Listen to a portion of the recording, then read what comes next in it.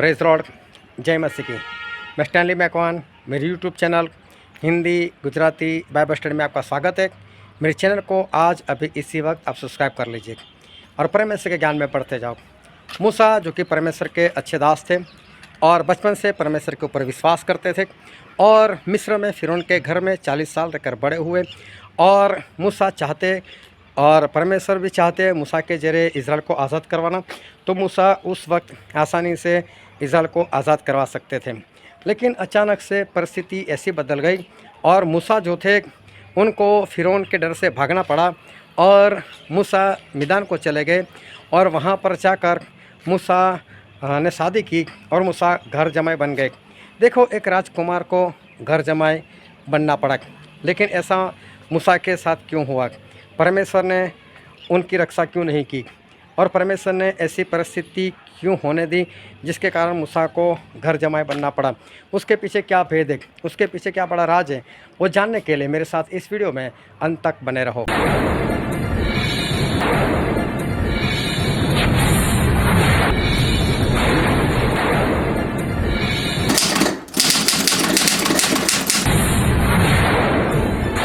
आओ बाइबल में एक वचन पढ़ते हैं, इफिसी उसका पहला अध्याय और 16 वचन से लेकर 23 वचन तक। इस कारण मैं भी उस विश्वास का समाचार सुनकर जो तुम लोगों में प्रभु यीशु पर है और सब पवित्र लोगों पर प्रकट है, तुम्हारे लिए धन्यवाद करना नहीं छोड़ता और अपनी प्रार्थनाओं में तुम्हें स्मरण किया करता हूँ कि हमारे प्रभु यीशु मसीह का परमेश्वर जो महिमा का पिता है, तुम्हें अपनी पहचान में ज्ञान और प्रकाश का आत्मा दे और तुम्हारे मन की आंखें ज्योतिर्मय हो कि तुम जान लो कि उसके बुलाने से कैसी आशा होती है और पवित्र लोगों में उसकी मिरास की महिमा का धन कैसा होता है और उसकी सामर्थ हमारी और जो विश्वास करते हैं कितनी महान है, उसकी शक्ति के प्रभाव के उस कार्य के अनुसार जो उसने मसीह के विषय में किया कि उसको मरे हुओं में से जिलाकर स्वर्गीय स्थानों में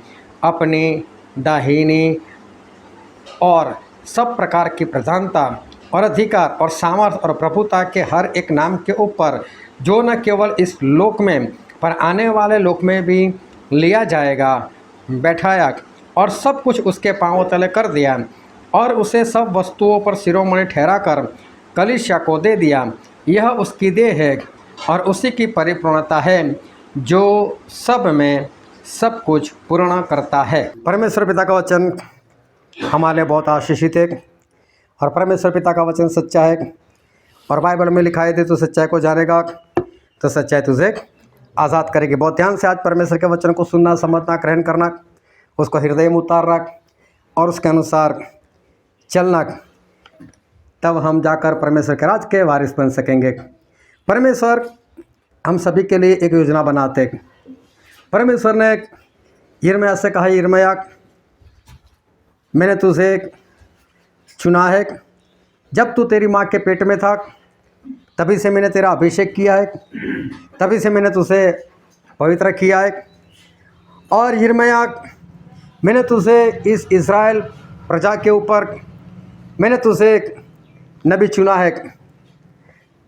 और यिर्मयाह बोलते हैं कि परमेश्वर मैं तो अभी बच्चा हूँ और परमेश्वर बोलते ऐसा मत कहे, तू जवान हो गया तब मैंने तेरे ऊपर ये बात जाहिर की, लेकिन मैंने चुना तुझे तब से है जब से तू अपनी माँ के पेट में था, तभी से मैंने तुझे पवित्र किया है।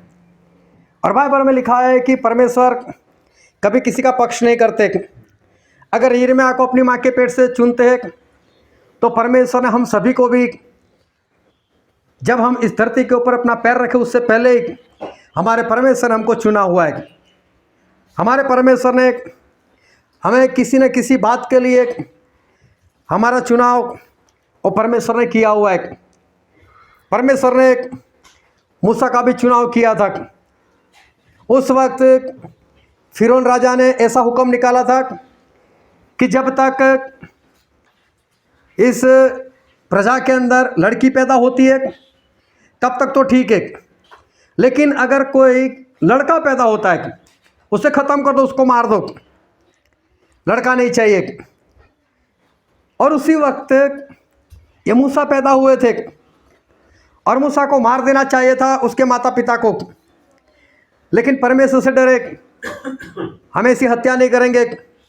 3 महीने तक किसी तरह से संभाल कर रखा मूसा को। बाद में उनको लगा कि मूसा को नहीं संभाल पाएंगे, तो मूसा को एक लकड़ी की पेटी बनाकर उसके अंदर रख दिया, और वहाँ जो नील नाम की नदी जा रही थी उसकी झाड़ियों में इस बक्से को रख दिया। और मूसा की जो बड़ी बहन थी मरियम, उसको बोला तो यहीं पर बैठी रहे और देखना तेरे भाई का होता क्या है। और तभी फिरौन की बेटी वो वहाँ पर नहाने के लिए आए अपनी दासियों लोगों के साथ, और तभी ये बच्चा रोने लग गया।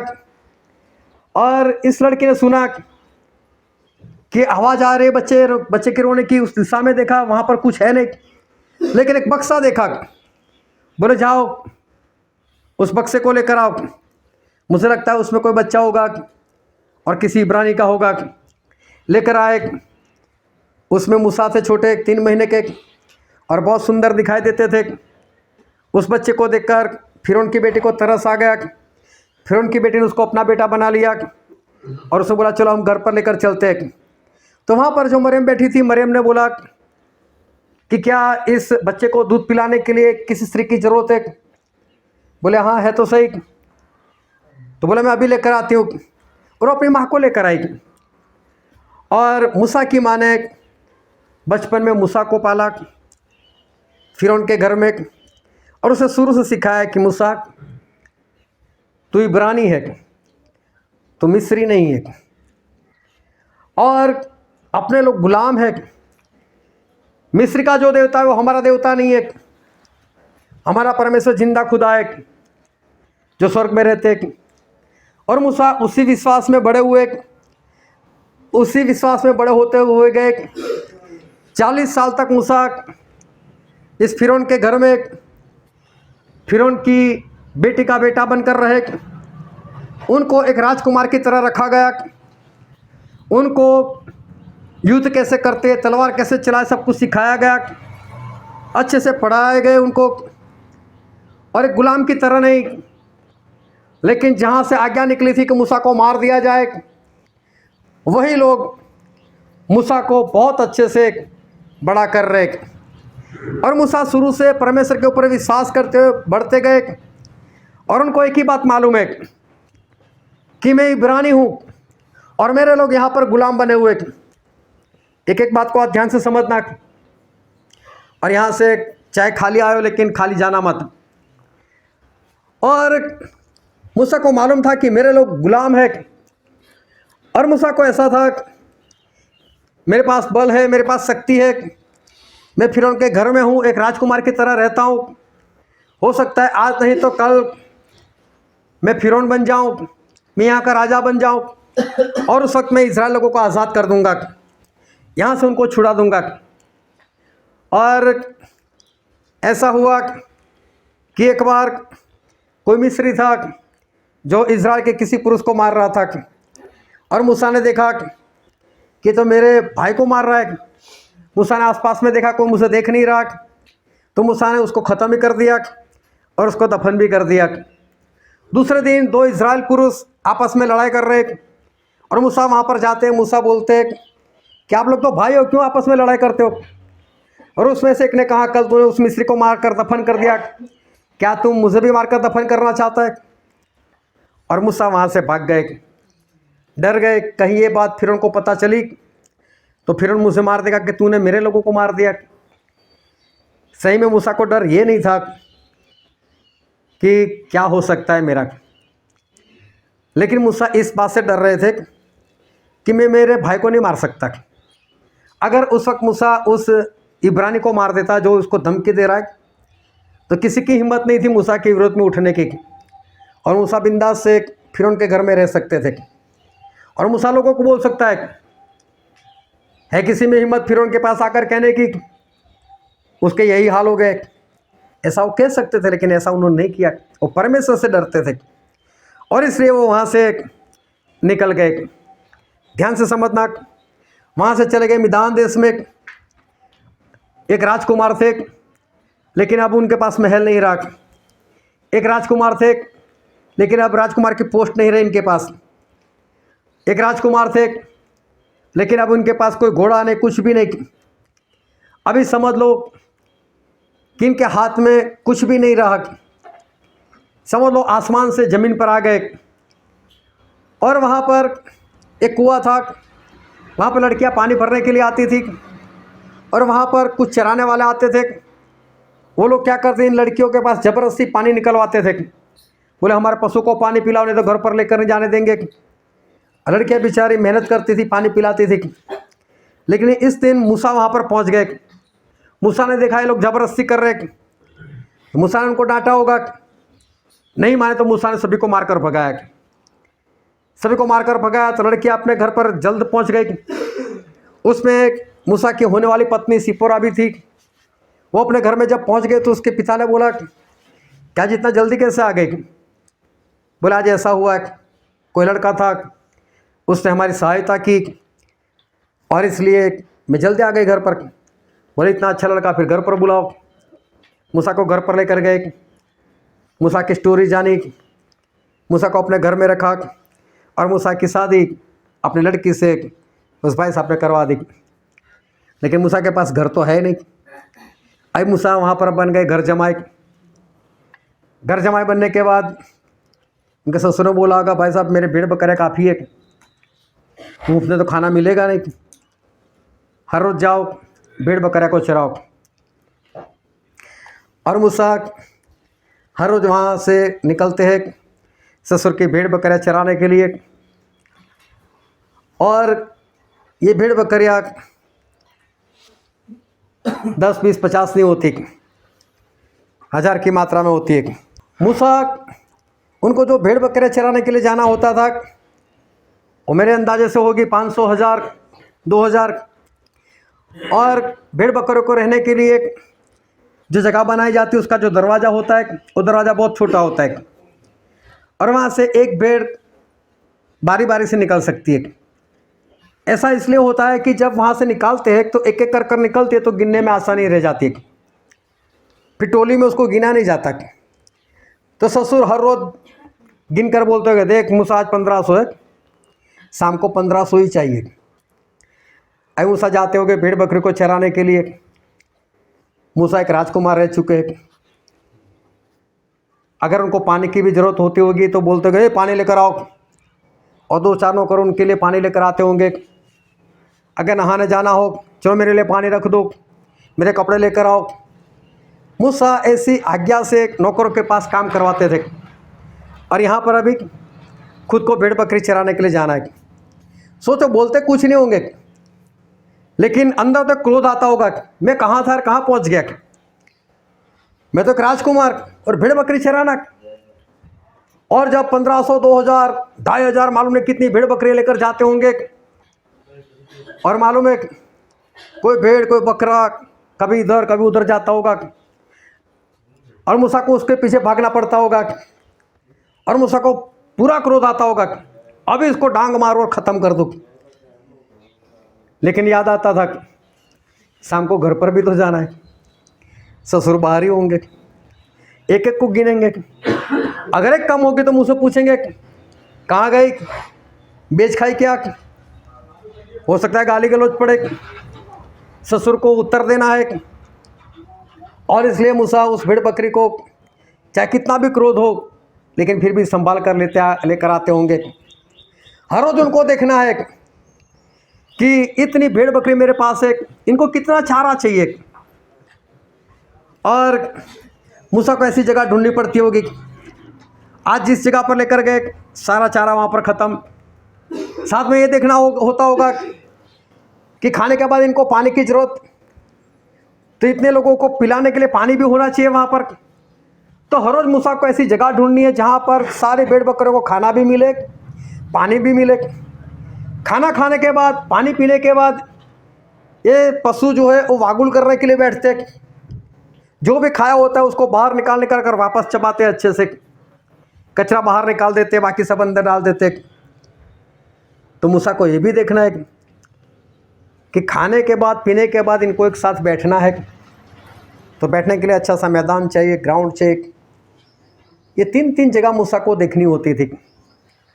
और मूसा राजकुमार, लेकिन ऐसी जगह पर फंस गए कि उनको ये सारे काम चाहे खुश होकर, चाहे दुखी होकर, चाहे क्रोध में आकर, लेकिन करना ही था। और जब भी हमारे हालात बदलते तब मालूम है हम विश्वासी लोग क्या करते, प्रार्थना करने के लिए बैठ जाते। अभी प्रार्थना करो। हालात बदलने से पहले हम प्रार्थना नहीं करते। ये बुखार आया, चलो प्रार्थना करो। आपके बच्चे को देखना, कभी आपका बच्चा कभी आपके पास ऐसे ही आता है, पापा मेरे लिए प्रार्थना करो, मम्मी मेरे लिए प्रार्थना करो। किस बात के लिए? कुछ नहीं है, बस प्रार्थना की जरूरत नहीं है मुझे, क्या प्रार्थना करो मेरे लिए। लेकिन ऐसे कभी नहीं आता है। कब आता है? जब उसको बुखार हो गया, पेट में दर्द हो गया, मेरे लिए प्रार्थना करो। पास्टर के पास लोग कब बोलते प्रार्थना करो? कुछ मुश्किल आती है तभी। मुश्किल आने से पहले कौन प्रार्थना कराता है कि परमेश्वर मुश्किल ही ना आए? ऐसा होता ही नहीं है। अभी मूसा भी प्रार्थना करते होंगे, परमेश्वर में तो राजकुमार था, कहाँ मुझे फंसा दिया, मैं कहाँ घर जमाए बन गया। परमेश्वर मेरे लिए रास्ता निकालो। परमेश्वर फिरौन जो कठोर मन का है उसको नर्मता दो।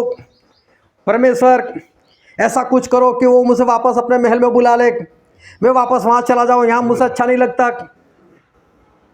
यहाँ पर मैं रह नहीं सकता। और मालूम है मूसा की पत्नी भी कैसी थी? मूसा की पत्नी भी झगड़ालू थी। बाइबल में लिखा नहीं है झगड़ालू थी, लेकिन पढ़ोगे तो पता भी चलेगा।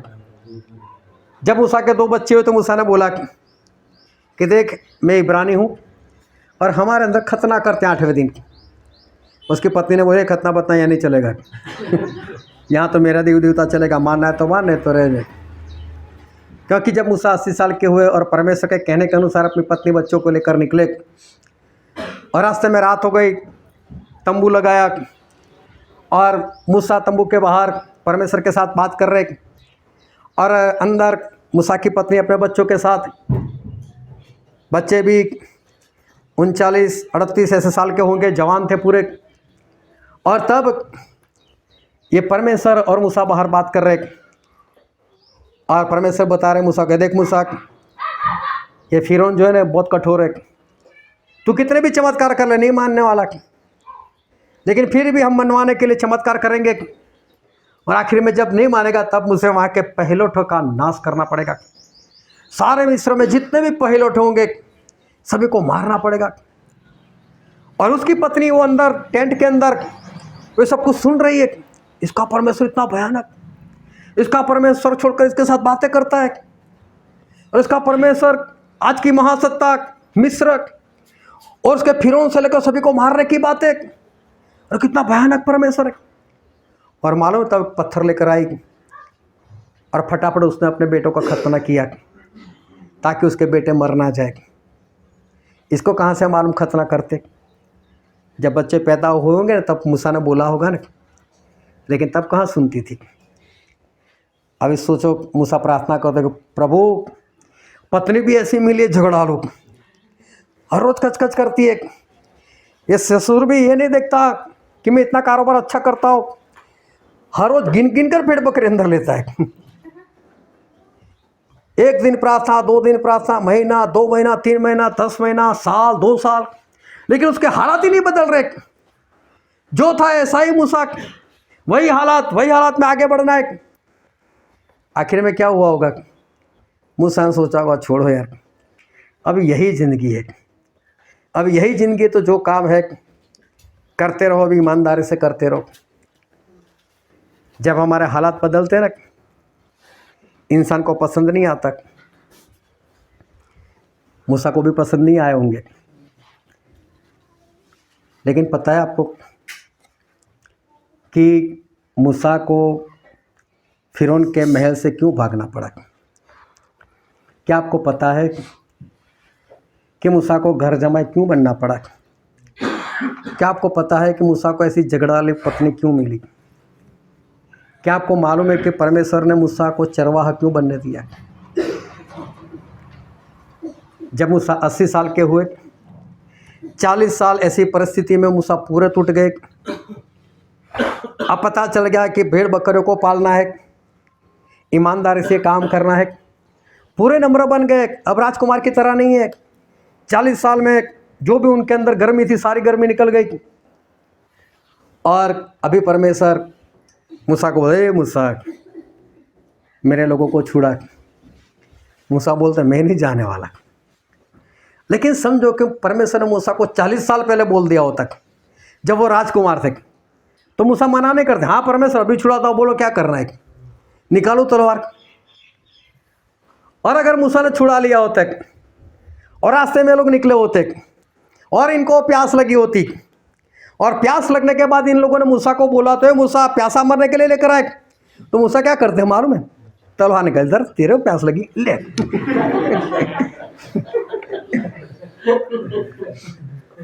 सही में एक भी इज़राइल को वो उस पार नहीं लेकर जाने वाला था, क्योंकि क्रोध में था, राजकुमार था। मालूम है 40 साल परमेश्वर ने मूसा को खड़ा, हालेलुया, मूसा को ऐसी परिस्थिति में परमेश्वर ने इसलिए डाला कि इसको एक एक भेड़ बकरी की कीमत पता चले, एक भेड़ बकरी की कीमत कितनी होती है। और अगर भेड़ बकरी की इतनी कीमत है तो मेरे इज़राइलों की कीमत कितनी होनी चाहिए।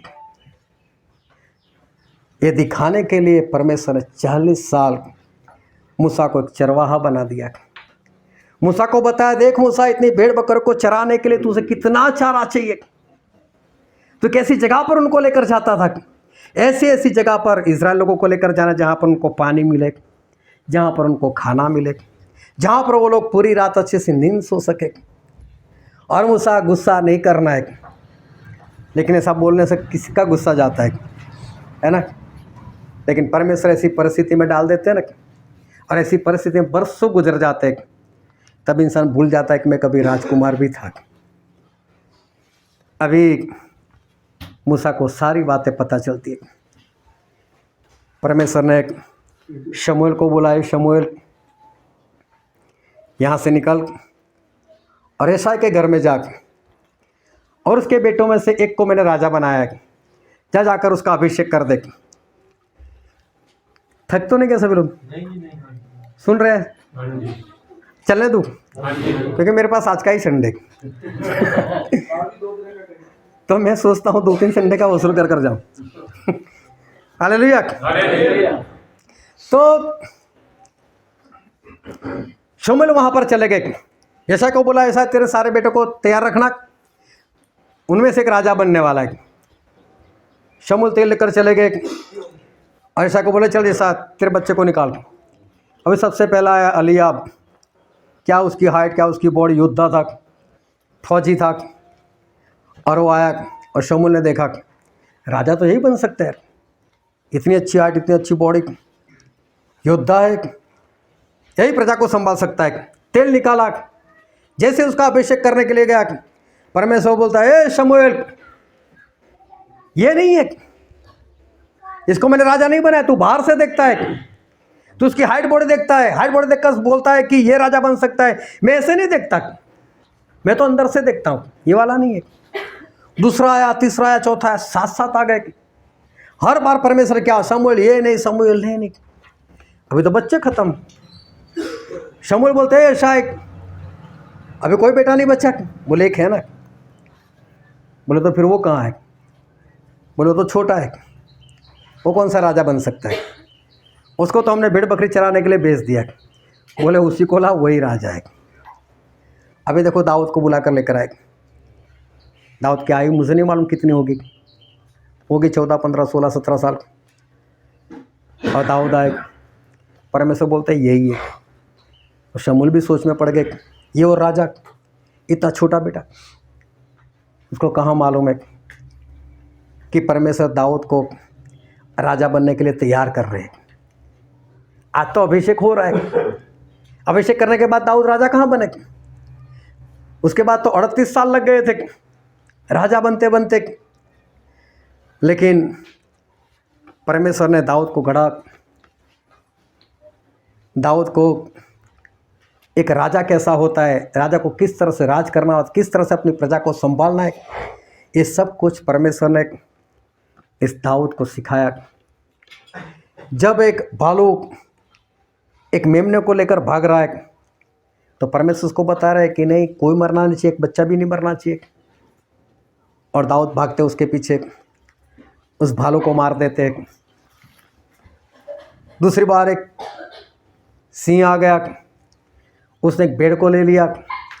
दाऊद उसके भी पीछे भागता है और सिंह को भी मार कर गिरा देता है, लेकिन भेड़ को छुड़ा लेते। दाऊद के सामने गोलियत आ गए। जब शाऊल लड़ाई नहीं कर सकते, सारी फौज लड़ाई नहीं कर सकती, और तब दाऊद ने बोला इसको मैं मार सकता हूँ।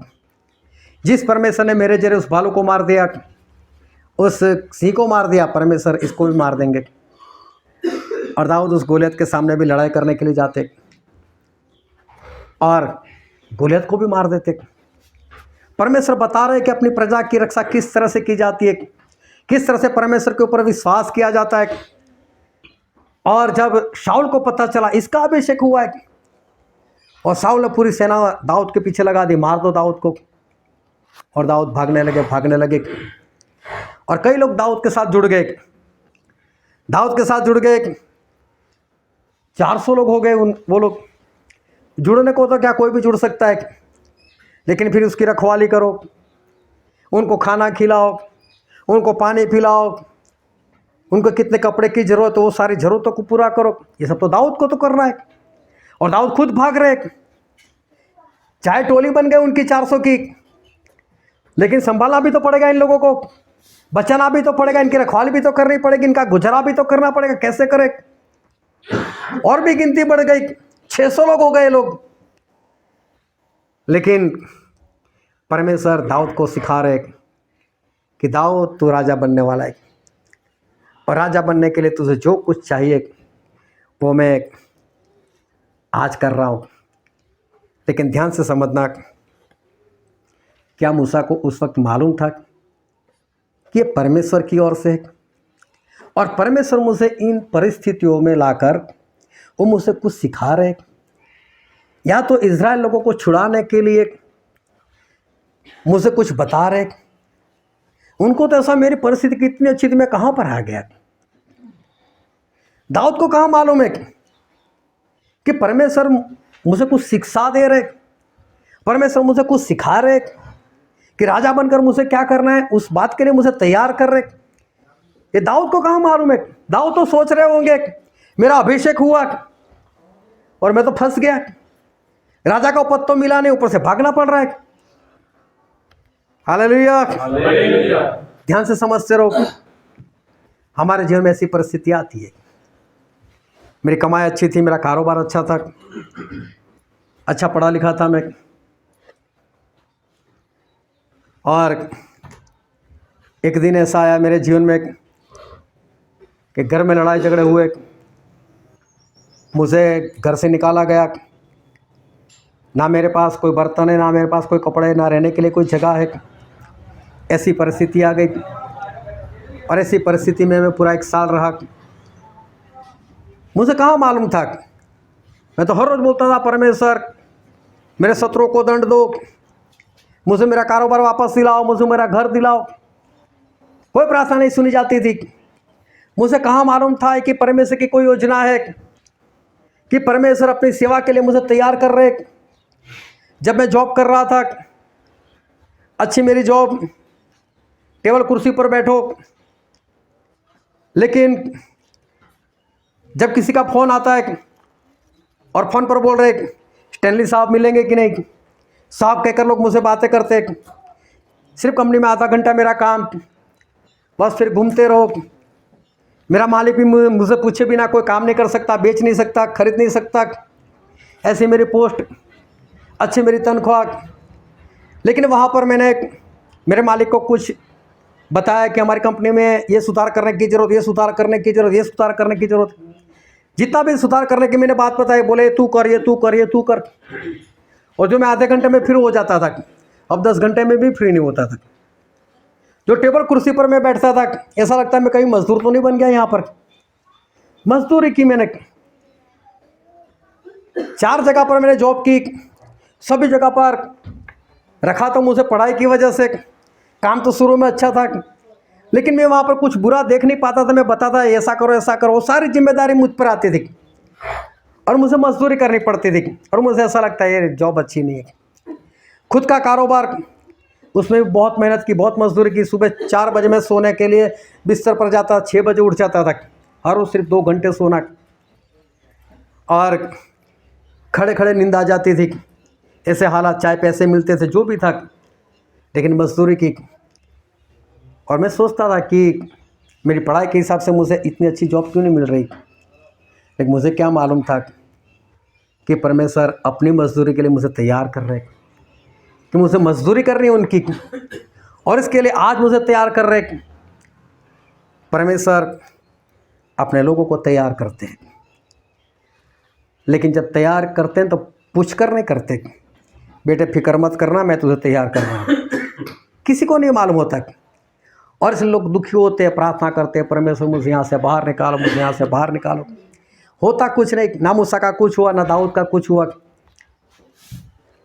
जब परमेश्वर हमें इस तरह से गढ़ते हैं हमको पता नहीं चलता, लेकिन जब परमेश्वर हमें सिखाना बंद करते हैं, मतलब सिखाना पूरा करते हैं, तब परमेश्वर ने हमें जो जिस काम के लिए तैयार किया होता है वो काम हमें समर्पित करते।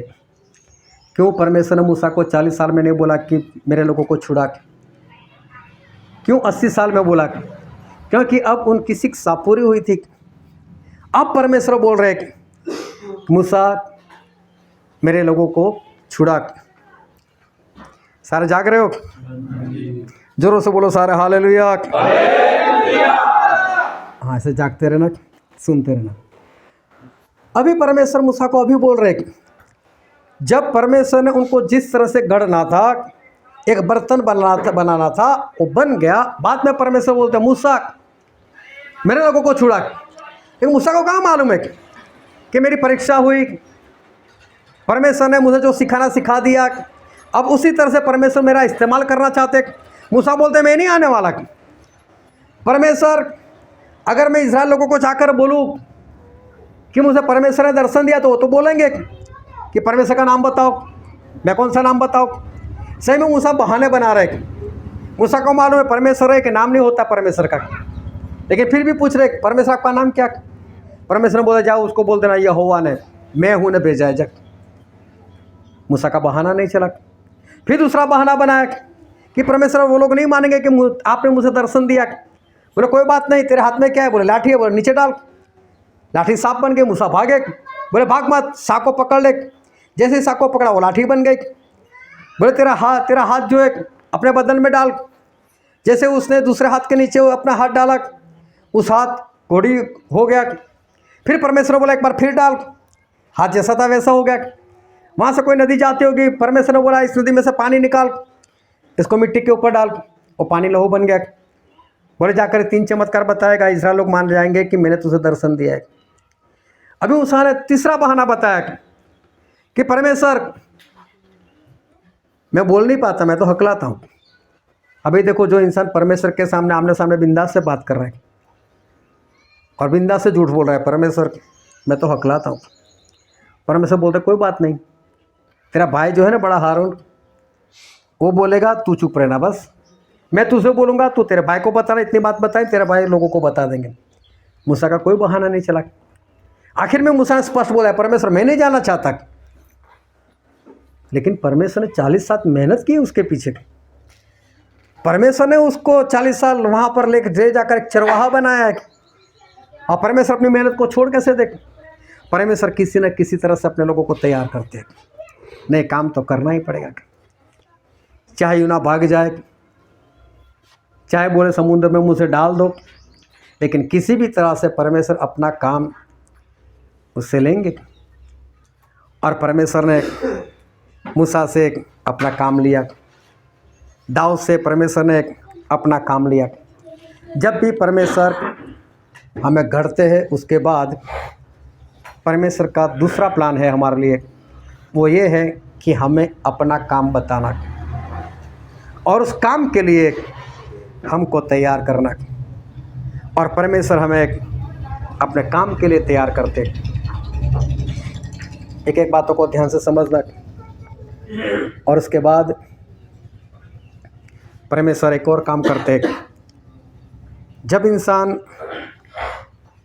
परमेश्वर के काम के लिए अपने आप को समर्पित कर देता है, अच्छे से चलता है।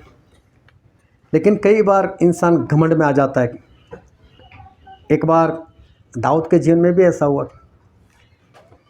दाऊद जो थे उनको चारों ओर की शांति मिली, चारों ओर उनके विरोध में आए, ऐसा कोई है नहीं, सभी लोग दाऊद से डर रहे।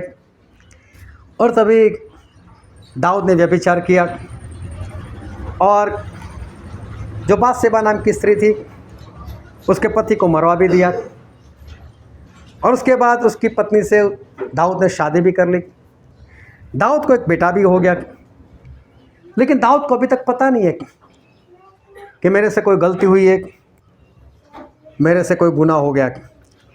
ध्यान से समझना, आज जो भी वचन है आप सभी के जीवन के लिए है और आप सभी के जीवन में ऐसी घटना हो चुकी है और आप कबूल भी करोगे कि हाँ मेरे साथ ऐसा हो चुका है। अब क्या हुआ, परमेश्वर ने अपने एक नबी को दाऊद के पास भेजा। नबी था, वो भी धीरे से दाऊद से बात कर रहे कि दाऊद राजा एक धनवान इंसान था और एक गरीब था, दोनों आमने सामने रहते थे। धनवान के पास काफ़ी भेड़ बकरी थी, लेकिन गरीब के पास एक ही बकरी थी, अपनी बेटी के समान रखता था उसको। उस धनवान के घर में कुछ रिश्तेदार आए, गेस्ट आए, तो उसने क्या किया, अपनी भेड़ बकरी में से कोई नहीं काटा, लेकिन इस गरीब की बकरी को काट कर खिला दिया उसको। और दाऊद ने तलवार निकाल दी, बोला अभी उसको मेरे सामने हाजिर करो, अभी ख़त्म कर देता हूँ। और परमेश्वर के दास ने बोला वो तू है। बोले क्या तेरी शादी नहीं हुई? क्या तुझे परमेश्वर ने लड़की नहीं दी? क्यों तूने अपने एक योद्धा को मरवा दिया? क्यों उसकी पत्नी को तूने अपनी पत्नी कर दिया? वो तू है। और दाऊद ने तुरंत परमेश्वर से क्षमा मांगी और परमेश्वर के दास ने भी बोला कि कोई बात नहीं, परमेश्वर ने तुझे क्षमा किया। लेकिन एक बात समझ ले, इस व्यभिचार से जो बेटा पैदा हुआ है सबसे पहले वो तो मर जाएगा। ये तेरे ऊपर दंड है कि तेरा बेटा पक्का मरने वाला है। अभी सारी बातें ध्यान से सुनते रहना, एक भी शब्द इधर उधर होने ना पाए आपके कान से। और तेरे ही घर से तेरे विरोध में कोई ना कोई उठ खड़ा होगा तलवार लेकर तुझे मारने के लिए। ये तेरे साथ होगा। हुआ ऐसा। उसी वक्त उसका जो बेटा था, जो भी पैदा हुआ था, वो बीमार हो गया। दाऊद को मालूम था ये मेरे ऊपर दंड है। दाऊद ने उपवास शुरू कर दिया, प्रार्थना शुरू कर दी। लगातार 24 घंटे की प्रार्थना, परमेश्वर मेरे बेटे को जीवन दो, मेरे बेटे को जीवन दो। 24 घंटे लगातार प्रार्थना और लगातार 7 दिन तक प्रार्थना। ना तो दाऊद ने कुछ खाया, ना ही दाऊद ने कुछ पिया। और 7वें दिन बच्चा मर गया। और दाऊद के 2 नौकर आपस में बात कर रहे थे। बच्चा जिंदा था तभी इतना दुखी था, अगर हमने इसको बता दिया कि तेरा बच्चा मर गया तो क्या हालत होगा इसके। लेकिन दाऊद को पता चल गया ये लोग कुछ बातें कर रहे, कुछ तो हुआ है। दाऊद ने उनको पूछ लिया, भाई साहब हुआ क्या? उन लोगों ने डर थे बता दिया तेरा बेटा मर गया। दाऊद बोलता है कोई बात नहीं, गर्म पानी रखो, मेरे नए कपड़े निकालो और मेरे लिए खाना तैयार करो। और देखो ये राजा का खाना है, अच्छा खाना बनाया होगा। राजा नहाए, अच्छे वस्त्र पहने और खाने के लिए बैठे और लोग बातें करने लगे। राजा पागल हो गया, उसका बेटा मर गया ना। लेकिन दाऊद ने बोला मैं पागल नहीं हूँ, जो हो गया हो गया। अब उसके पास मैं जा सकता हूँ, जो मेरा बेटा मर गया उसके पास, वो मेरे पास नहीं आ सकता। अब दुखी होने से कोई फ़ायदा नहीं। देखो एक परमेश्वर का दास, उसका बेटा मर गया है और वो उसी दिन खाना खा रहा है। उसको मालूम है कि मुझे जो दंड मिला है उसके कारण ही ये हुआ है। उसके बाद समय बीतता गया। बाइबल में पढ़ना 11 साल बीत गए, 11 साल। लेकिन अभी जो परमेश्वर ने बोला था कि दाऊद तेरे ऊपर दंड आएगा, तेरे घर में से तेरे विरोध में कोई तलवार लेकर खड़ा होगा, अभी तक ये बात नहीं हुई। 11 साल के बाद, अभी 11 साल में तो सभी लोग भूल जाते। मैंने ऐसे लोगों को देखा हुआ है जो लोग ऐसा बोलते हमने कोई बुराई नहीं किया, हमने कोई पाप ही नहीं किया, मालूम नहीं हमारे घर में ऐसी क्यों परिस्थिति है। उनको मालूम नहीं उन लोगों ने पहले क्या किया है। उसके बाद तो अच्छे से चले, वो याद है, लेकिन पहले क्या किया था वो नहीं मालूम। दाऊद को भी अब अच्छे से चलते चलते 11 साल बीत गए। 11 साल में कोई गुनाह नहीं, कोई पाप नहीं, परमेश्वर की आज्ञाकारी करते रहे। लेकिन फिर भी परमेश्वर ने जो दंड की बात की थी वो 11 साल के बाद आया ही दंड। और 11 साल के बाद दाऊद का एक बेटा अबशालोम, उसने अपनी एक टोली तैयार कर ली। जब दाऊद राजा अपने दरबार में बैठते थे, कई लोग न्याय करवाने के लिए उनके पास आते थे। अबशालोम उनको रास्ते में पकड़ लेते थे और पूछते थे, भाई कहाँ जा रहे हो? और राजा के पास। बोले क्यों? हम दोनों के बीच में कुछ लड़ाई है, झगड़ा है। बोले इतने के लिए राजा के पास क्यों जाना? राजा क्या तुम्हारे लिए फ्री बैठे? चलो मुझे बताओ। और अच्छी तरह से वो न्याय कर देता था, अच्छा काम करता था, सब लोगों को घर भेज देता था। लेकिन उसके अंदर एक पाप था, वो अपनी बाप की जगह लेना चाहता था। और ऐसे करते करते उसने कई लोगों को अपने साथ जोड़ दिया। और तब 11 साल बीत गए और उसने बलवा किया और अपने आप को राजा घोषित कर दिया। और किसी ने आकर दाऊद को बताया, दाऊद तेरा बेटा राजा बन चुका है। और मालूम है दाऊद ने बोला, चलो भागो यहाँ से, हम यहाँ से भागते। बोले क्यों? अरे बोला मेरा बेटा किसी को नहीं छोड़ेगा। दाऊद के अंदर इतनी ताकत थी कि 10,000 को अकेला मार सके। दाऊद के पास ऐसे ऐसे योद्धा थे जो 200, 300 लोगों को मार सकते थे। लेकिन फिर भी दाऊद ने बोला भागो यहाँ से। कारण क्या था मालूम है? दाऊद को ये मालूम था ये दंड है मुझ पर। जो 11 साल पहले मैंने गुनाह किया है, पाप किया है, आज मुझे उसकी सज़ा मिल रही है और इसलिए मुझे भुगतना ही है। बोले भागो यहाँ से। लोगों को भी बोल दिया कोई अबशालोम को नहीं मारेगा। जब वो लोग भाग रहे, रास्ते में एक इंसान मिला शिमी नाम का। वो दाऊद के ऊपर पत्थर फेंकने लगा, दाऊद की निंदा करने लग गया। बोले दाऊद ये तो खूनी है, इसे साउल का मर्डर कर दिया, साउल के घराने को बर्बाद कर दिया, मालूम ने क्या क्या बोलने लगा। और किसी ने दाऊद को बोला दाऊद मैं मार दूँ इसको, क्या एक ही बार में इसको ख़त्म कर दूँ? दाऊद को एक ही बात मालूम है, दंड है, भुगतो भी। बोले नहीं, कुछ नहीं करना है इसको। और कहीं पर जाकर रहने लगे। और वहाँ पर अबशालोम लड़ाई करने के लिए आ गए और दाऊद के लोग लड़ाई करने के लिए गए। दाऊद ने सभी को बोला अबशालोम को कुछ मत करना, लेकिन चलो अबशालोम को उन लोगों ने मार ही दिया। दाऊद एक बार फिर से राजा बन गए। लेकिन दाऊद ने जो गुनाह किया था उसके कारण दाऊद के 3 बेटे मर गए। एक आमनोन था, एक अबशालोम था और एक जो बाद से पैदा हुआ था वो। कितना भारी दंड, लेकिन दाऊद को भुगतना पड़ा। ध्यान से समझना, मैंने 3 बातें बताई। एक ये कि परमेश्वर हमको कुछ सिखाते, हमको गढ़ते हैं। हो सकता है इस कारण आपकी परिस्थिति कुछ बदल गई हो। जिस सुख से आनंद से आप रहते हो उसमें बदलाव आ गया हो। अचानक आपके घर में अशांति फैल गई हो, अचानक बीमारी फैल गई हो, अचानक कुछ और हो गया हो, मुझे नहीं मालूम। लेकिन वो एक कारण उसका ये हो सकता है कि परमेश्वर आपको कुछ सिखा रहे हैं, लेकिन आप लोगों को नहीं मालूम। हो सकता है कि परिस्थिति कुछ इधर उधर की इसलिए है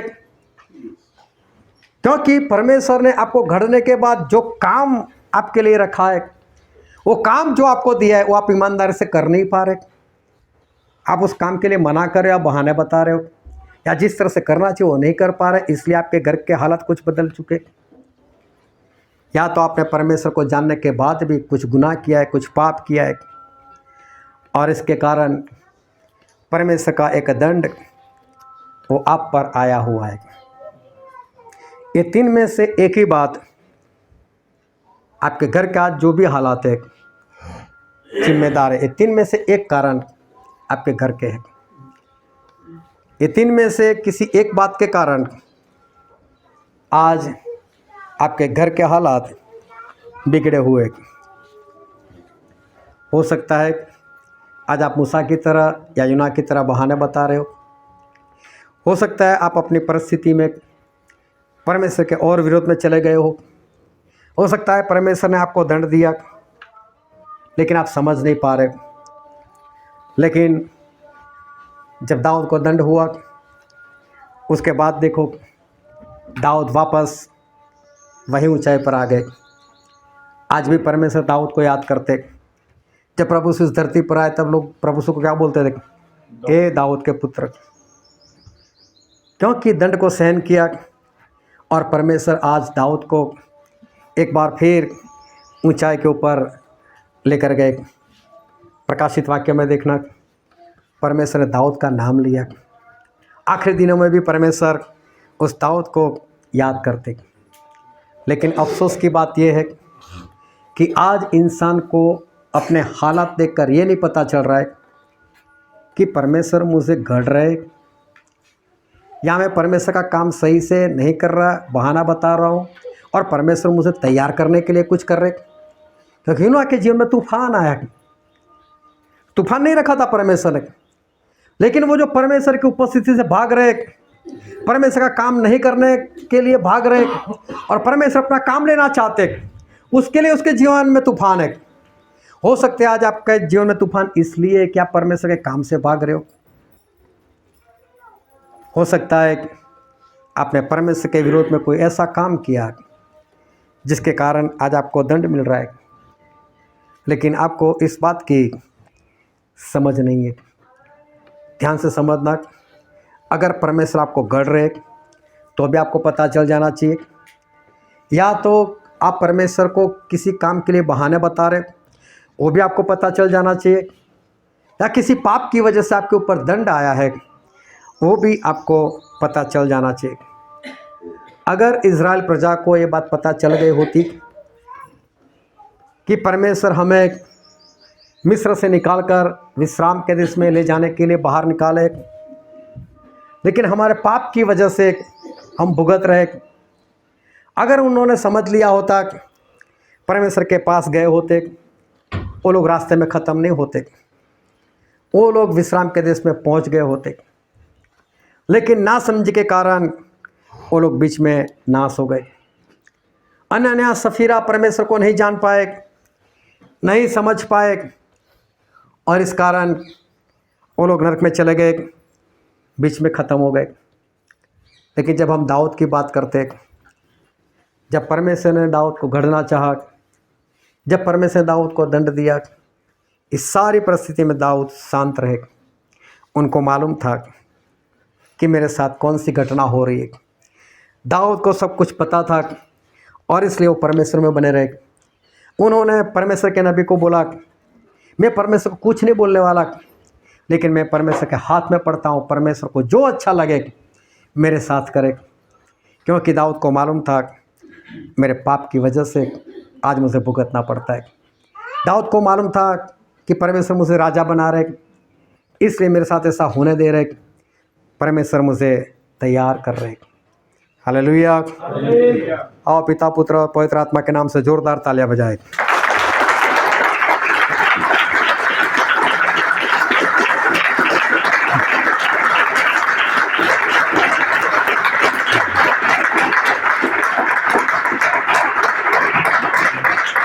हालेलुया। दाऊद को इस बारे में पता था कि उनके साथ क्या हो रहा है। दाऊद को कैसे पता चला? और आज जो वचन हमने पढ़ा था इफिसी उसका पहला अध्याय और 15 से लेकर 23 वचन हमने पढ़ा था। और पौलुस जो परमेश्वर के एक महान दास हो गए, उन्होंने इफिसी की जो कलीसिया थी उनको पत्र लिखकर उनको कुछ बताया। और पौलुस उनको एक बात बताना चाहते हैं, और हम बाइबल में पढ़ते हैं इफिसी उसका पहला अध्याय और 15 से लेकर 18 वचन पढ़ो तो। इस कारण मैं भी उस विश्वास का समाचार सुनकर जो तुम लोगों में प्रभु यीशु पर है और सब पवित्र लोगों पर प्रकट है, तुम्हारे लिए धन्यवाद करना नहीं छोड़ता। और अपनी प्रार्थनाओं में तुम्हें स्मरण किया करता हूँ कि हमारे प्रभु यीशु मसीह का परमेश्वर जो महिमा का पिता है तुम्हें अपनी पहचान में ज्ञान और प्रकाश का आत्मा देख और तुम्हारे मन की आंखें ज्योतिर्मय हो कि तुम जान लो कि उसके बुलाने से कैसी आशा होती है और पवित्र लोगों में उसकी मिरास की महिमा का धन कैसा होता है। Hallelujah, hallelujah. शुक्र है वचन खत्म होने को है।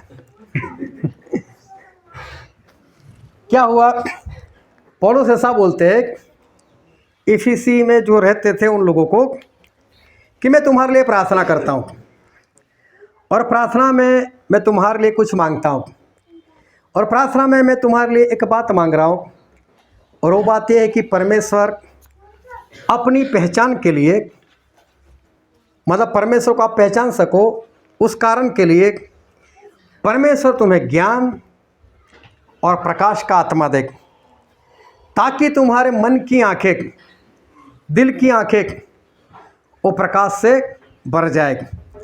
हालेलुया। अभी देखो, हम किसी को ऐसा बोले कि तुझे ज्ञान मिले, तुझे प्रकाश मिले, तो इसका दूसरा मतलब ऐसा होता है अगर हम किसी को बोले ज्ञान मिले, इसका मतलब तेरे पास ज्ञान नहीं, तू मूर्ख है। अगर हम किसी को बोले तुझे प्रकाश मिले, इसका मतलब तू अंधा है, तुझे दिखाई नहीं देता। तेरे मन की आंखों में प्रकाश आ जाए, मतलब तेरे दिल के अंदर भी अंधेरा छाया हुआ है, देखने जाओ तो मतलब ये है। लेकिन पौलुस ये बात किसको कहते हैं और पौलुस ये बात किसको बताना चाहते हैं? और देखो उसको पहला वचन पढ़ो तो, पौलुस की ओर से जो परमेश्वर की इच्छा से यीशु मसीह का प्रेरित है उन पवित्र और मसीह यीशु में विश्वासी लोगों के नाम जो इफिसुस में रहते हैं। ऐसे लोगों को पौलुस लिखते हैं कि जो सबसे पहले तो पवित्र है और दूसरे विश्वास योग्य है। अभी ऐसे वैसों को नहीं लिखा, ऐसे लोगों को पौलुस ये बात कर रहे हैं कि जिन लोगों ने तौबा किया है, बपतिस्मा लिया है, अपने पापों की क्षमा पाई है और पवित्र आत्मा भी पा ली है। ऐसे लोगों को पौलुस ऐसा लिखते हैं कि मैं तुम्हारे लिए प्रार्थना में ऐसा मांगता हूं कि परमेश्वर अपनी पहचान के लिए तुम्हें ज्ञान और प्रकाश का आत्मा दे और तुम्हारे दिल की आंखों में प्रकाश आए। हालेलुया। पवित्र लोगों को लिखते हैं, ये मन के अंधे नहीं है, इनके पास ज्ञान है, तभी तो इन लोगों ने प्रभु को ग्रहण किया है, इन लोगों ने बपतिस्मा लिया क्योंकि इनके पास प्रकाश है। लेकिन फिर भी पौलुस अभी भी मांगते। और आज याद रखना, आपके जीवन में ना आपको पैसों की ज़रूरत है, ना आपको सोना चांदी की ज़रूरत है, ना आपको किसी जॉब की ज़रूरत है, ना आपको कारोबार की ज़रूरत है, ना आपको बड़ी कोठी की ज़रूरत है, ना किसी गाड़ी की ज़रूरत है। आज आपको सबसे पहले जिस बात की ज़रूरत है वो है ज्ञान का आत्मा, वो है प्रकाश का आत्मा और आपकी मन की आंखों में प्रकाश आ जाए। ये तीन बातें आपको ज़रूरी है। हालेलुया। कौन कौन सी तीन बातें आपको चाहिए?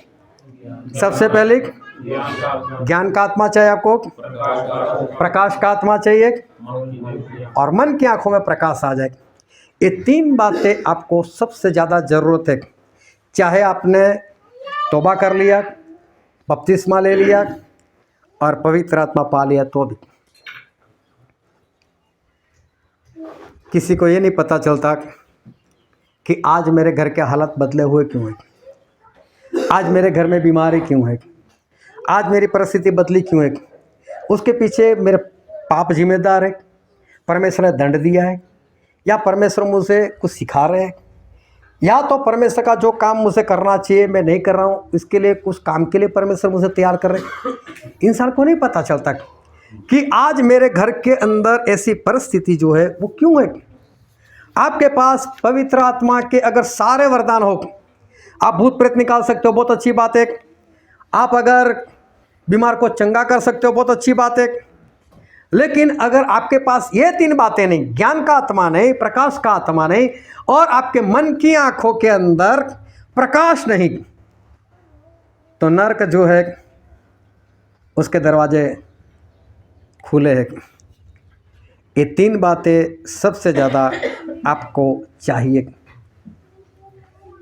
ये 3 बातें होगी तो परमेश्वर अगर आपको गढ़ रहे, आपको कुछ सिखा रहे, तो आपको पता चल जाएगा मुझे शांत रहना है, मुझे परमेश्वर से कुछ नहीं कहना है। क्यों परमेश्वर मेरे हालात ऐसे, क्यों परमेश्वर मेरे घर के हालात ऐसे, क्यों परमेश्वर मेरी जॉब चली गई, क्यों परमेश्वर मेरा कारोबार नहीं चल रहा है, क्यों परमेश्वर मेरे घर में शांति नहीं है। आप नहीं परमेश्वर से पूछोगे। अगर ये ज्ञान का आत्मा आपके अंदर है, प्रकाश का आत्मा है, और आपके मन की आंखों में प्रकाश छाया हुआ है, तो आपको पता चल जाएगा कि परमेश्वर मेरे साथ ऐसा क्यों कर रहे हैं। हालेलुया। दाऊद को पता था, दंड था। दाऊद कुछ बोले? दाऊद ने क्या बोला? मेरे बेटे को मत मारना। गुनाह तो मैंने किया है, पाप तो मैंने किया है, मैं भुगतूं, मेरा बेटा क्यों भुगते? चाहे उसने मेरे विरोध में तलवार ली है। दाऊद को मालूम है कि गुनाह मैंने किया, पाप मैंने किया, तो मुझे ही भुगतना है। मैं परमेश्वर के हाथ में पड़ता हूँ, परमेश्वर आपकी मर्जी जो चाहे करो। क्या दाऊद ने कभी परमेश्वर से बोला, परमेश्वर मैं इतनी आज्ञाकारी करता हूँ, आप मेरे सामने देखते नहीं, आप मुझे छुटकारा नहीं देते, आप मेरे बेटे को नहीं देखते? कभी बोला दाऊद ने? तो दाऊद को मालूम है मेरे साथ क्यों हो रहा है। हालेलुया। एक सवाल पूछता हूँ, ईमानदार से जवाब देना। जब आपके घर के हालात ऐसे होते, क्या आपको सवाल होता है कि नहीं, परमेश्वर मेरे साथ ऐसा क्यों कर रहे? होता है कि नहीं ऐसा सवाल? आया ना? लेकिन अगर पता हो तो, और मालूम है इंसान क्या करता है, उसको जब पता नहीं होता तो कई बार और ज़्यादा परमेश्वर के विरोध में चला जाता है। इतनी प्रार्थना करता हूँ, इतना व्रत रखता हूँ, लेकिन परमेश्वर सुनते नहीं, परमेश्वर मेरा काम नहीं करते, परमेश्वर को शांति नहीं देते। लेकिन जब तक 40 साल पूरे ना हो जाए, उस चरवाहे के पोस्ट से परमेश्वर कभी भी मूसा को आज़ाद नहीं करने वाले थे। हालेलुया। वो 40 साल पूरे होने ही वाले थे। आपके लिए परमेश्वर ने चाहे दंड के हो, चाहे आपको सिखाने के लिए, जितना भी वक्त परमेश्वर ने आपके लिए तय किया है, उससे पहले आप किससे भी प्रार्थना करवा लो, कितने भी बड़े पास्टर से प्रार्थना करो, छुटकारे के लिए नहीं होगा छुटकारा, क्योंकि परमेश्वर आपके साथ कुछ करने के लिए जा रहे हैं। और इसलिए आपके हालात ऐसे ही रहेंगे। लेकिन जो भी हालात है, तो परमेश्वर से एक ही बात मांगो, परमेश्वर मुझे ज्ञान का आत्मा दो, परमेश्वर मुझे प्रकाश का आत्मा दो, परमेश्वर मेरे दिल की आंखों में प्रकाश भरो, ताकि मुझे पता चले आज मेरे घर के हालात ऐसे क्यों है। और अगर आपको पता चलेगा एक किस कारण से, आप उस कारण के पीछे पड़ जाओगे। आप परमेश्वर मुझे गढ़ना चाहते हो, परमेश्वर गढ़ो, कोई बात नहीं, मैं आपके हाथों में आता हूँ। परमेश्वर मेरे गुनाह के कारण दंड है, ओ परमेश्वर कोई बात नहीं, जितना महीना, जितने साल, जितने दिन, कोई बात नहीं, मैं भुगत लूंगा परमेश्वर, लेकिन आपके विरोध में नहीं जाऊंगा। लेकिन हमें एक डर लग जाता है, कहीं कोई मर तो नहीं जाएगा, कहीं ये तो नहीं हो जाएगा, कहीं वो तो नहीं हो जाएगा मेरे साथ। इंसान डर जाता है। लेकिन एक बात समझ लो कि परमेश्वर ने जो ठान लिया है आपके लिए, वो परमेश्वर पूरा करना चाहते हैं, और उसी में आपकी भलाई है। उस दंड से गुजरने के बाद दाऊद को परमेश्वर एक बार फिर राजा बना देते, और एक बार फिर परमेश्वर दाऊद को एक ऊंचाई के ऊपर लेकर जाते। हालेलुया। परमेश्वर आपको भी बहुत ऊंचाई के ऊपर लेकर जाएंगे।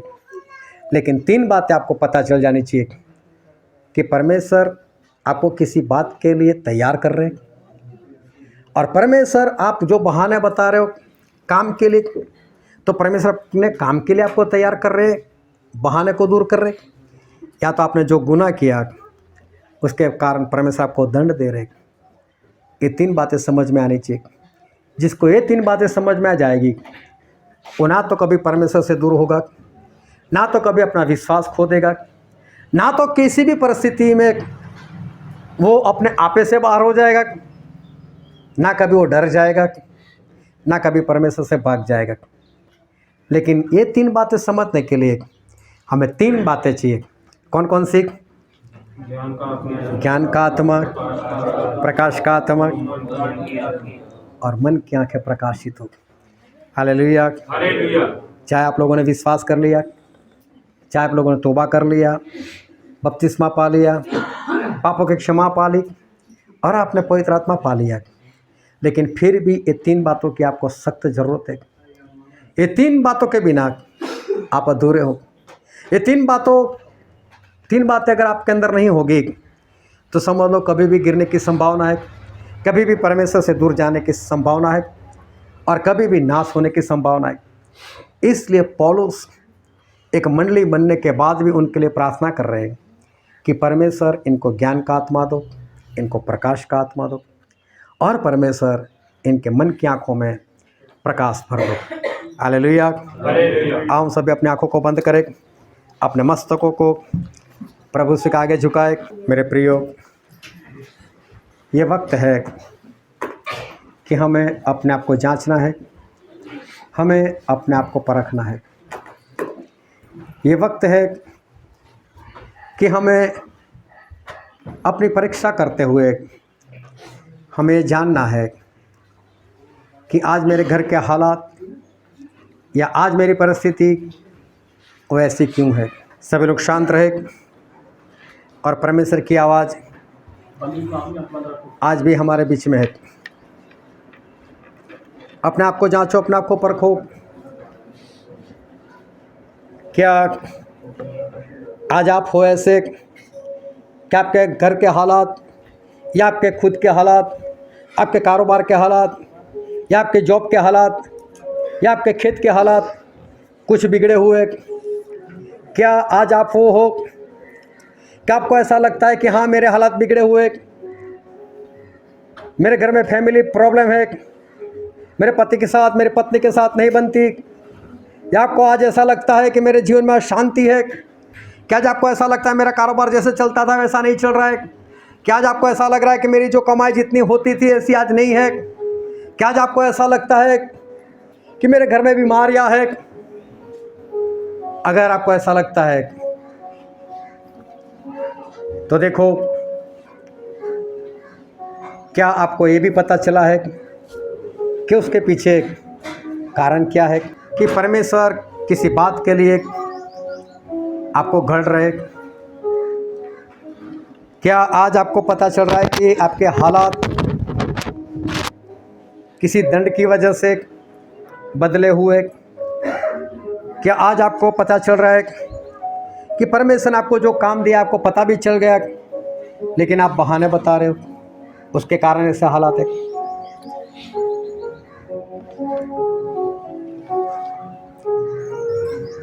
मैं आपसे सवाल पूछना चाहता हूँ कि क्या आज ये ज्ञान का आत्मा, ये प्रकाश का आत्मा क्या आपके अंदर काम कर रहा है?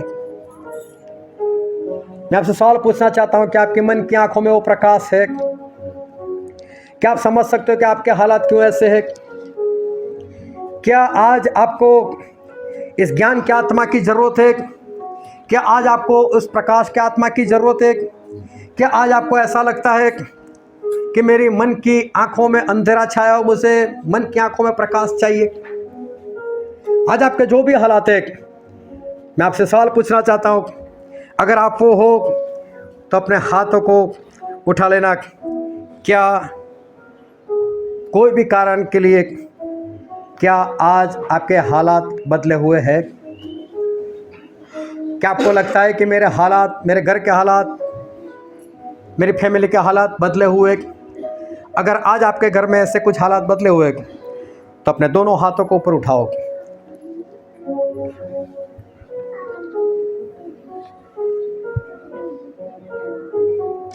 पूर्ण रीति से अपने हाथ उठाओ, क्योंकि आज परमेश्वर आपके लिए कुछ करने के लिए जा रहे हैं। क्या आपको ऐसा लगता है कि मुझे ज्ञान की आत्मा की ज़रूरत है? ये बातें समझने के लिए मुझे प्रकाश की आत्मा की ज़रूरत है और मेरे मन की आँखों में प्रकाश की ज़रूरत है। मैं समझ नहीं पा रहा हूँ कि मेरे हालात ऐसे क्यों बदले हुए। अगर आज आपको इन 3 बातों की ज़रूरत महसूस होती है और आप उसको पाना चाहते हो तो आप जो भी हो, सभी नहीं, लेकिन जिसको ये आत्मा चाहिए, जिसको ज्ञान का आत्मा चाहिए, प्रकाश का आत्मा चाहिए और जो अपने मन की आंखों में प्रकाश लाना चाहता है, सिर्फ वही अपनी जगह पर खड़ा हो सकता है। अगर आपको ऐसा लगता है कि मुझे ज़रूरत है कि मैं मेरे हालात समझ सकूँ। उसके लिए मुझे ज्ञान की आत्मा की ज़रूरत है, मुझे प्रकाश की आत्मा की ज़रूरत है, और मेरी मन की आँखों में प्रकाश आ जाए। ऐसी ज़रूरत अगर आपको महसूस होती है तो आप अपनी जगह पर खड़े हो जाओ। हम सभी के लिए प्रार्थना करेंगे, क्योंकि मेरे प्रिय परमेश्वर एक सच्चाई आज हमको प्रकट की है। चाहे हमारे पास सब कुछ हो, लेकिन ज्ञान का आत्मा, प्रकाश का आत्मा नहीं है, हमारे मन की आंखों में प्रकाश नहीं है, तो हम स्वर्ग की जगह कहीं और जा सकते हैं। हमसे पाप हो सकता है, हमसे गुनाह हो सकता है, हम विश्वास में गिर सकते हैं, हमारे हालात और भी बिगड़ सकते हैं। मेरे प्यारे पिता, हम आपका धन्यवाद करते हैं, हम आपकी आराधना करते हैं पिताजी। हाँ मेरे प्रभु, आज आपने वचन से हमको जो कुछ सिखाया है पिताजी, और आज आपने हमको एक ही बात बताई कि हमको ज्ञान की आत्मा की ज़रूरत है, प्रकाश की आत्मा की ज़रूरत है, और हमारे मन की आंखों में प्रकाश छा जाए। इन 3 बातों की ज़रूरत है, ताकि हम समझ सके कि आप हमें गढ़ रहे हो उस मूसा की तरह, दाऊद की तरह। या तो हमें किसी गुनाह का दंड मिल रहा है, या तो हम अपने काम से भाग रहे, उस कारण आप हमें कुछ कर रहे हो। मेरे प्यारे पिता, अगर हम समझेंगे नहीं तो हम आपके अधीनता में आ नहीं सकते। शैतान हमको आपसे दूर ले जा सकता है। मेरे प्रभु, आप हम पर दया करो, कृपा करो। और मेरे प्यारे पिता, यहाँ इकट्ठे सभी के लिए प्रार्थना करते हैं, जितने लोग आपके इन 3 बातों को पाने के लिए खड़े हुए पिताजी। हाँ मेरे पवित्र आत्मा परमेश्वर, यस होली स्पिरिट, मैं चाहता हूँ पिताजी, जो लोग अपने पैरों पर अभी खड़े हुए पिताजी, उस ज्ञान का आत्मा पाने के लिए, प्रकाश का आत्मा पाने के लिए, और अपने मन की आंखों में प्रकाश लाने के लिए जितने लोग खड़े हुए, मेरे प्यारे पिता, प्रभु यीशु के नाम में, प्रभु यीशु के नाम में पिताजी, सभी को ज्ञान का आत्मा मिले पिताजी, प्रकाश का आत्मा मिले पिताजी, सबकी मन की आंखों में प्रकाश छा जाए पिताजी। यस होली स्पिरिट टच, मेरे पवित्र आत्मा परमेश्वर छू लो मेरे प्यारे पिता, आप सभी को छू लो पिताजी, प्रभु यीशु के नाम में छू लो पिताजी। Yes Holi spirit touch everybody Lord, सबको छू लो पिताजी, अपने ज्ञान के आत्मा से भर दो पिताजी, प्रकाश के आत्मा से भर दो पिताजी, सभी की मन की आंखें आज पिताजी खुल जाए पिताजी। हाँ मेरे प्रभु, जिस तरह से दाऊद ने बोला कि परमेश्वर मैं तो आपके हाथों में पड़ूंगा, हाँ मेरे प्रभु, जिस तरह से मूसा आप में बने रहे पिताजी, और इन लोगों ने बड़ी ऊंचाई को प्राप्त किया। आपने बोला कि मूसा के जैसा नबी आज तक पूरे इस्राएल में पैदा नहीं हुआ, आज तक दाऊद जैसा कोई राजा पैदा नहीं हुआ। हाँ मेरे प्रभु, हम आपका धन्यवाद करते हैं पिताजी। आज पिता, चाहे सब लोग खाली आए हो, लेकिन मेरे प्यारे पिता, ज्ञान के आत्मा से, प्रकाश के आत्मा से भर कर जाए पिताजी, सभी लोग मन में प्रकाश लेकर जाए पिताजी। ऐसा से दुआ करते, विनती करते पिताजी। हाँ मेरे प्रभु यीशु, सभी को संभाल कर रखना, बचा कर रखना, कोई भी अपने हालात जो बदले उसमें पिताजी आपको खो ना बैठे पिताजी, आपसे दूर ना हो जाए पिताजी, लेकिन समझ से आगे बढ़े पिताजी। ऐसा से प्रार्थना करते हैं पिताजी, एक बार फिर उठकर पिताजी भागने वाले बने। ऐसा से दुआ करते, विनती करते, सारा दरमान महिमा हम आपको देते पिताजी। थैंक यू जीसस, हमने मांगा है और आपने दिया से विश्वास के साथ, प्रभु यीशु के नाम में, आमीन आमीन।